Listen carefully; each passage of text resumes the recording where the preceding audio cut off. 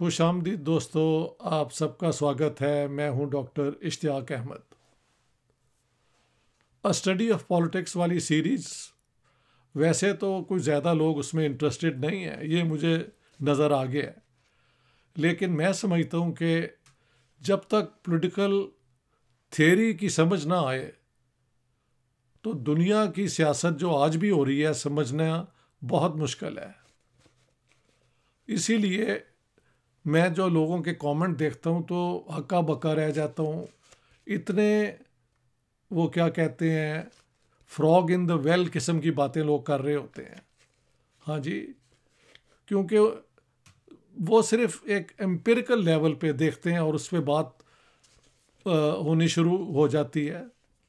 लेकिन एक ऐसा ग्रुप भी मेरे दोस्तों का है जो हमेशा पॉलिटिकल थियरी, इंटेलेक्चुअल बातों में इंटरेस्टेड होता है। तो आज जो आखिरी थिंकर हैं सोशल कॉन्ट्रैक्ट थ्योरी के, देखें सोशल कॉन्ट्रैक्ट थ्योरी एक बहुत बड़ा चेंज है दुनिया की पॉलिटिकल कॉन्शियसनेस में और पॉलिटिकल प्रैक्टिस के अंदर। जैसे कि हमने बताया कि मैकियावेली से पहले तो जो क्रिश्चियन चर्च था उसका तो था कि ज़मीन पे आदमी तो सिर्फ ट्रायल के लिए आया, ये कोई ज़िंदगी नहीं है। यहाँ पे जितने आप गरीब रहें, जितने आप सफ़र करें उतना ही अच्छा है, ताकि बाद में आपको जन्नत में उसका इवज़ मिलेगा अगर आप ट्रू क्रिश्चियंस हों। तो मैकियावेली ने कहा यह सब बकवास है। इस दुनिया में जो ज़िंदगी है उसको ही अपना आप सेंट्रल अपना फोकस बनाएं और इसके मुतल्लिक बात करें। We have discussed Machiavelli, we have discussed the first social contract thinker Hobbes, जिन्होंने कहा कि दुनिया में security of life is number 1। इसीलिए एक ऐसा रूलर होना चाहिए जो सबको सिक्योरिटी दे और उस सिक्योरिटी की एवज़ वो सारों की जो बाकी आज़ादी हैं उनको लिमिट कर सके, ताकि सिक्योरिटी ऑफ लाइफ जो है वो थ्रेटन ना हो। जॉन लॉक ने कहा कि नहीं, इंसानों के अंदर झगड़े जो होते थे स्टेट ऑफ नेचर में, जब कोई गवर्नमेंट नहीं थी, वो अक्सर प्रॉपर्टी के ऊपर होते थे। तो इसलिए स्टेट और गवर्नमेंट बनानी चाहिए ताकि वो इंडिविजुअल के जो अपनी प्राइवेट प्रॉपर्टी है वो उसको भी एंजॉय कर सके। सो security of life and security of property. The third thinker जो है जीन जैक्स रूसो, फ्रेंच में शायद इसकी प्रोनाउंसिएशन ज़रा मुख्तलिफ हो। उनकी पैदाइश 1712 में हुई और उनकी डेथ हुई 1778 में। तो फ्रेंच रेवोल्यूशन तो हुई थी 1789 में, तो he died before the French revolution. अलबत्ता अभी हम उस पर भी अगले दफ़ा बात करेंगे। फ्रांस के अंदर एनलाइटनमेंट फ़लसफ़े की बुनियाद पे कई थिंकर्स ने जो है ना फ्यूडलिज़म और चर्च के ख़िलाफ़ बात करनी शुरू कर दी थी। और सब लोग कह रहे थे कि सिविलाइजेशन जो है वो आगे बढ़ने का नाम है, मॉडर्निटी, आगे बढ़ने का। रूसो इन्हीं थिंकर्स में से एक थे, but he was not 100% a modernist. उन्होंने बल्कि सिविलाइजेशन को प्रॉब्लम बताया। That's interesting. हॉब्स और लॉक सिविलाइजेशन क्रिएट करते हैं जिंदगी को महफूज करने के लिए और प्रॉपर्टी को बचाने के लिए। रूसो थिंक्स के स्टेट ऑफ नेचर में तो लोग they were the noble savage. Noble savage का क्या मतलब है? जैसे जानवर नहीं होते उस तरह ही इंसान थे, और वो एक स्पॉन्टेनियस ज़िंदगी गुजारते थे। और स्पॉन्टेनियस ज़िंदगी में क्या होता है कि एनिमल वर्ल्ड में लोग अपने लिए खाना ढूंढते हैं और अपनी स्पीशीज़ को बढ़ाने के लिए कोई ना कोई पार्टनर ढूंढते हैं, लेकिन उस पार्टनर के साथ उनकी ज़िंदगी सेक्सुअल कांटेक्ट के बाद तकरीबन ख़त्म हो जाती है कई जानवरों के अंदर। हाँ जी, तो family life is not so important. इंसान भी इसी किस्म की, वो रूसो कहते हैं, ज़िंदगी गुजार रहे थे। So everybody was enjoying a primitive level of existence. लेकिन उस स्टेट ऑफ नेचर के अंदर कुछ लोग जो हैं उन्होंने किसी तरीके से प्राइवेट प्रॉपर्टी बनानी शुरू कर दी, और जहाँ जहाँ प्राइवेट प्रॉपर्टी आई वहाँ लोग जो हैं वो बजाय जनरल गुड के प्राइवेट गुड की तरफ आ गए कि इसमें हमारा क्या फ़ायदा है। तो सिविलाइजेशन मीन्स के स्टेट ऑफ नेचर में जहाँ पे लोग इतना ही कभी किसी जानवर को मार लिया, कभी फल तोड़ लिए, कभी कुछ इस किस्म की चीज़ें कर ली, एक डे टू डे ज़िंदगी गुजारते थे, वहाँ पे प्राइवेट प्रॉपर्टी की वजह से प्रोडक्शन बढ़ गई, और जब प्रोडक्शन बढ़ गई तो जिनके पास जो ताकतवर थे, जंगें होती थी, जो कबीला जीत जाता था, या कबीले के अंदर जो ज़्यादा क्लेवर लोग थे वो रूलर बन गए, और आम लोगों को उन्होंने वर्कर बना दिया। तो रूसो सेज के स्टेट ऑफ नेचर वैसी ना रही, प्रिस्टीन प्योरिटी जो है, यानी कि unspoiled by any human activity. State of nature में तो एवरी एनिमल्स एंड ह्यूमंस वो मोर और लेस द सेम। ना प्यार थी, ना मोहब्बत था, इंस्टिंक्ट थी खाने की और अपनी स्पीशीज़ को बढ़ाने की। कोई सीरियस रिलेशनशिप नहीं थे होते, टाइमली रिलेशनशिप होते थे। This is very interesting. So Rousseau says कि जब प्राइवेट प्रॉपर्टी आई और प्रोडक्शन बढ़नी शुरू हुई, तो साथ साथ सोसाइटी के अंदर कुछ लोग जो हैं, जो ताकतवर थे और चालाक थे, वो हाकिम बन गए, रूलर्स बन गए, और बाकियों को उन्होंने एक्सप्लॉइट करना शुरू कर दिया। तो स्टेट ऑफ नेचर तो ख़त्म हो गई, और एक सिविल सोसाइटी, एक ऑर्गेनाइज स्टेट बन गई जो मज़दूरों को और कमज़ोरों को एक्सप्लॉइट करती थी। इसलिए सिविलाइजेशन के शुरू होने से जो एक नेचुरल स्टेट ऑफ लाइफ है ना, वो ख़त्म हो गई, और यहाँ से जेलसी शुरू हो गई, यहाँ से ही प्यार शुरू हो गया, यहाँ ही से सेंस ऑफ हिस्ट्री हो गया, क्योंकि मर्दों ने सोचा कि हमारी औलाद ही हमारी प्रॉपर्टी ले।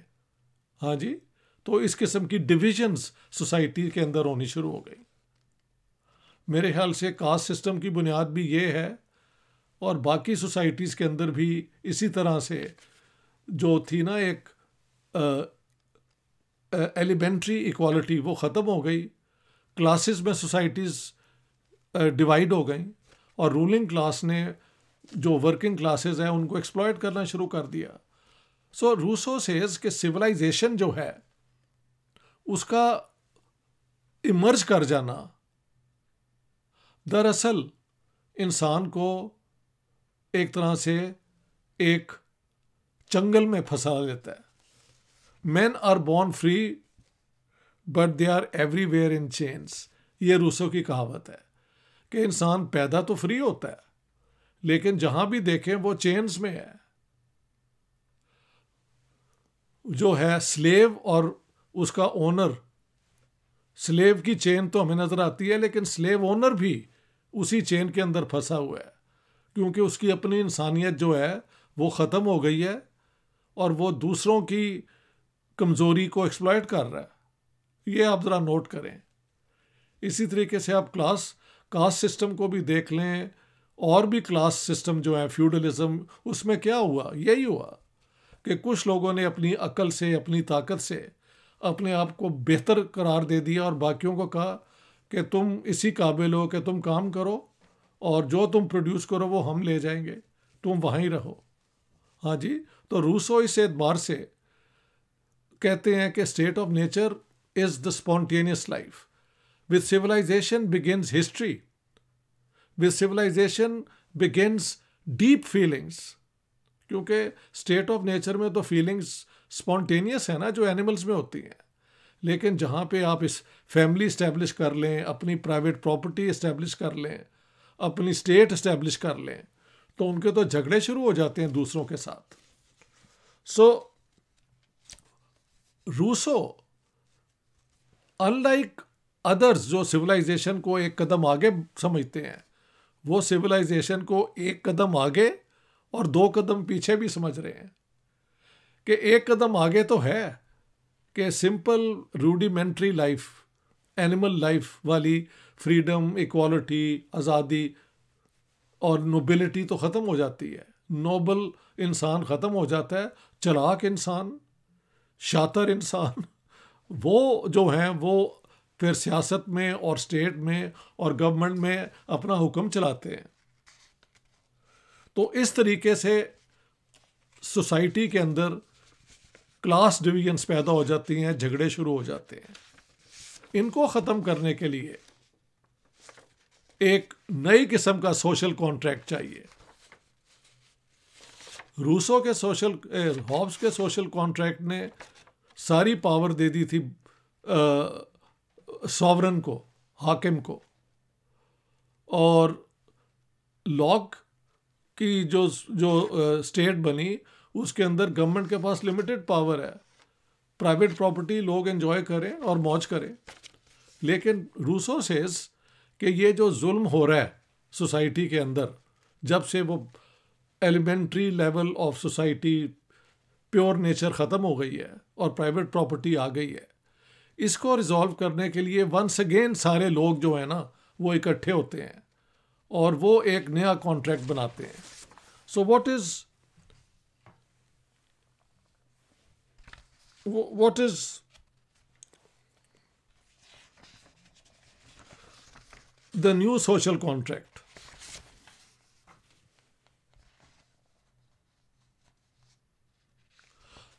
द न्यू सोशल कॉन्ट्रैक्ट जो रूसो का है, वो तो है डायरेक्ट डेमोक्रेसी।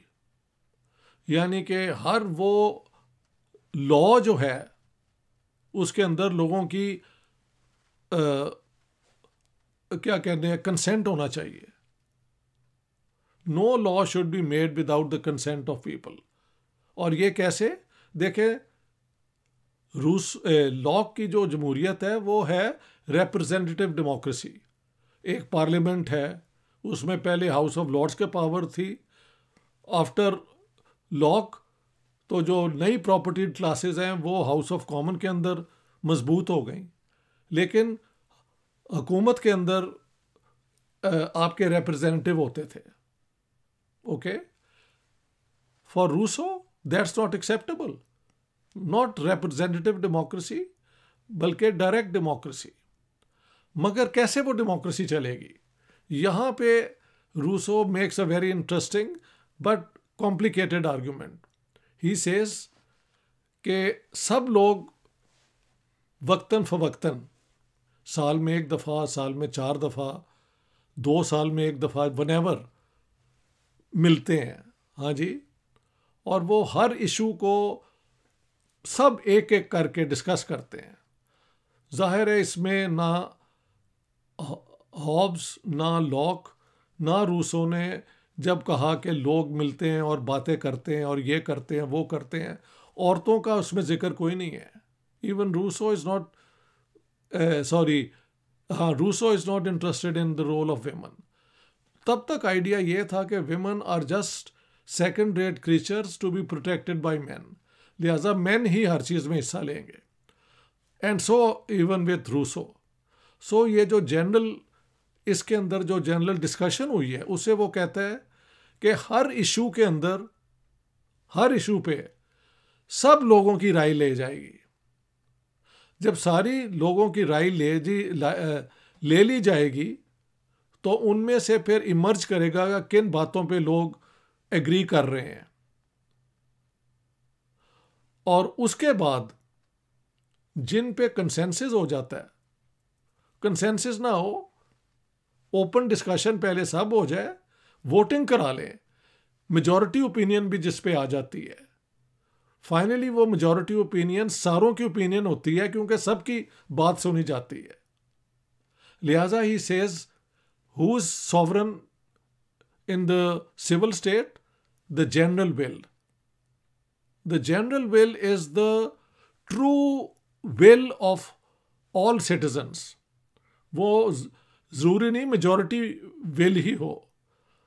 मेजॉरिटी विल एक तरीके से है मगर नहीं भी है, क्योंकि शुरू के अंदर जब वो मिलते हैं ये पीरियोडिकली तो सब हिस्सा लेते हैं डिस्कशन के अंदर, इसलिए कोई एक्सक्लूडेड नहीं है.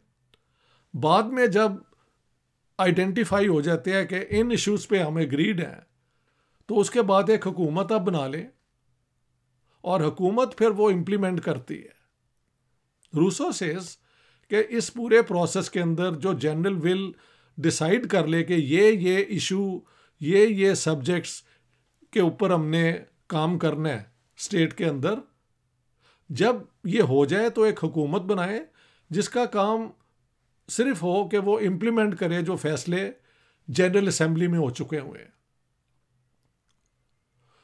और उसके बाद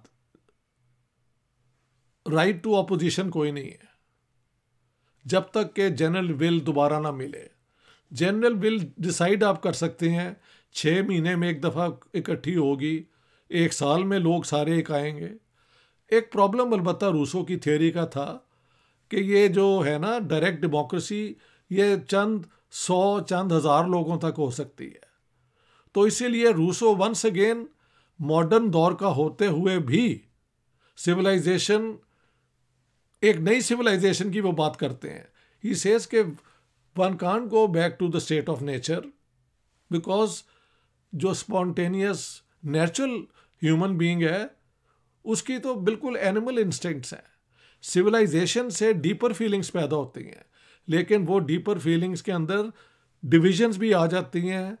कुछ लोग एक्सप्लॉयट होते हैं, कुछ एक्सप्लॉयट करते हैं. इन सब को ख़त्म करने के लिए आप एक नई सिविलाइजेशन बनाएं जिसमें सब लोगों की राय की बुनियाद पे लॉज बने. जब जनरल विल अपना इरादा शो कर दे, हाँ जी, एक प्रोसेस के ज़रिए सारे डिस्कस करें, फिर बाय मेजॉरिटी विल आप एक एक आइटम को अप्रूव कर लें. उसके बाद जो हुकूमत है उसका काम है उसको इम्प्लीमेंट करना until after the decided period, साल का 2 साल का, everybody comes together and again discusses कि जनरल विल अब क्या होनी चाहिए आने वाले वक्त के लिए.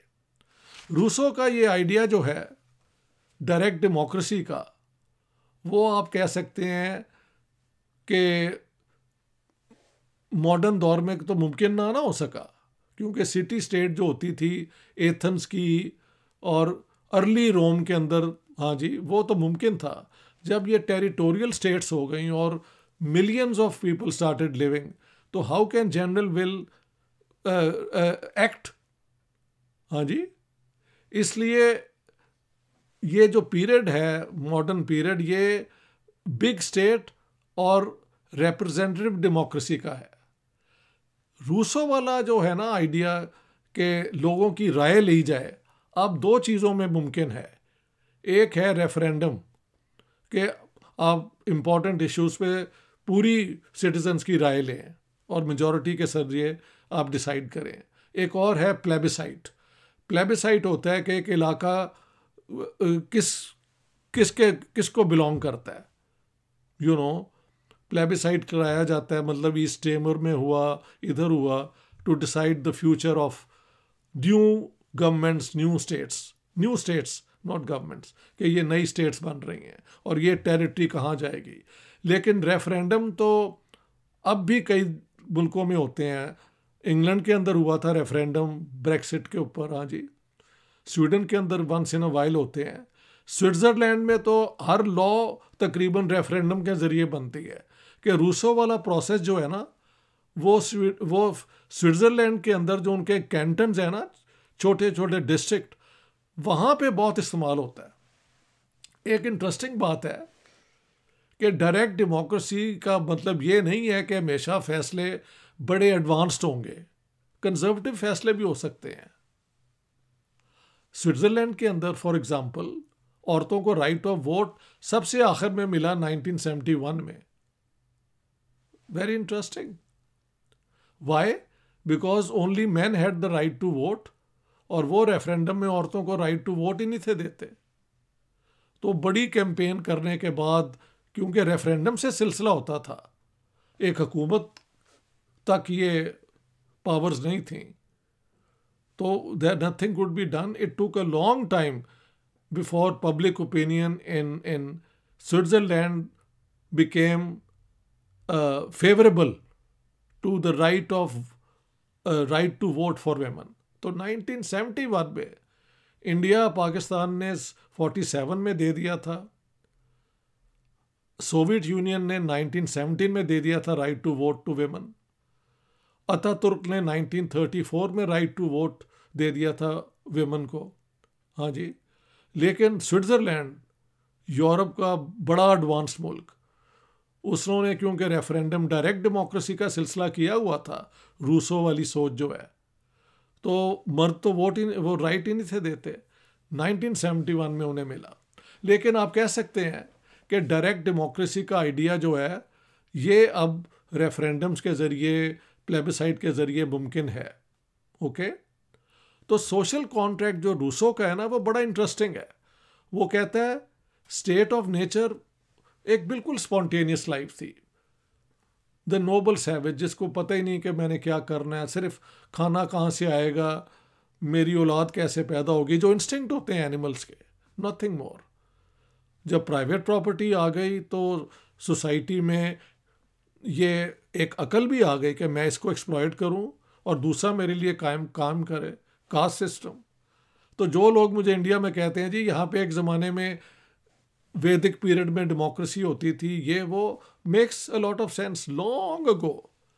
लेकिन जब कास्ट सिस्टम आ गया तो वो बार ख़त्म हो गया, और जहाँ पे फ्यूडलिज्म बाकी सोसाइटीज़ में आ गया, वहाँ पे भी ये हुआ कि फ्यूडल लॉर्ड्स के पास प्रॉपर्टी है, कैपिटलिज्म के अंदर प्राइवेट कैपिटलिस्ट के पास प्रॉपर्टी है, आम बंदे के पास तो नहीं है। आम बंदा तो काम ही करता है। तो रूसो की सोच आप यूं देखें। बाद में मार्क्स ने इसको एक और तरीके से एक्सप्लेन किया, लेकिन आप कह सकते हैं कि with Rousseau the social contract becomes a call for direct democracy and for a higher civilization, जहाँ पे हाँ, रूसो कहता है कि क्योंकि जनरल विल में सबकी ओपिनियन होगी तो प्राइवेट प्रॉपर्टी के ऊपर रिस्ट्रिक्शंस लगाई जा सकती हैं, ताकि सबको इक्वल नॉट टोटली इक्वल, लेकिन एक क्या कहते हैं एक्विटेबल तरीके से फ़ायदे उठाए, क्या फ़ायदा पहुँचाया जाए। हाँ जी। इसलिए लोग कोशिश कहते हैं कि रूसो ने सोशल डेमोक्रेसी की बात भी की कि स्टेट बनाए, वो किस लिए बनाए, ताकि वो लोगों की खिदमत करे और इनइक्वालिटीज़ को कम करे। तो ये है दोस्तों, आप अगर देखेंगे ना पाकिस्तान की सियासत, इंडिया की सियासत, यूके की सियासत, स्वीडन की सियासत, रूस की सियासत, अमेरिका की सियासत, तो आपको ये तीनों मॉडल जो हैं हॉब्स वाले कहीं नज़र आएंगे, जहाँ डिक्टेटरशिप आ जाती है। जहाँ जहाँ लिबरल सक्सेसफुल डेमोक्रेसी हैं वो लॉक की सोच पे हैं। जहाँ जहाँ सोशल डेमोक्रेसी आ जाती है वहाँ पे भी ठीक है, रिप्रेजेंटेटिव डेमोक्रेसी है, लेकिन आइडिया ये है कि जो भी हुकूमत हो वो रिफॉर्म करके इक्वालिटी भी पैदा करे, नॉट टोटल इक्वालिटी लेकिन a workable equality. So this are the three main theorists of the social contract theory, Rousseau being the last of the great social contract theorists. Thank you very much my friends, all the very best. ये सुना करें, ये बातें सुनेंगे तो दुनिया की सियासत को एनालाइज करने में आपको मदद मिलेगी। ठीक है, थैंक यू वेरी मच।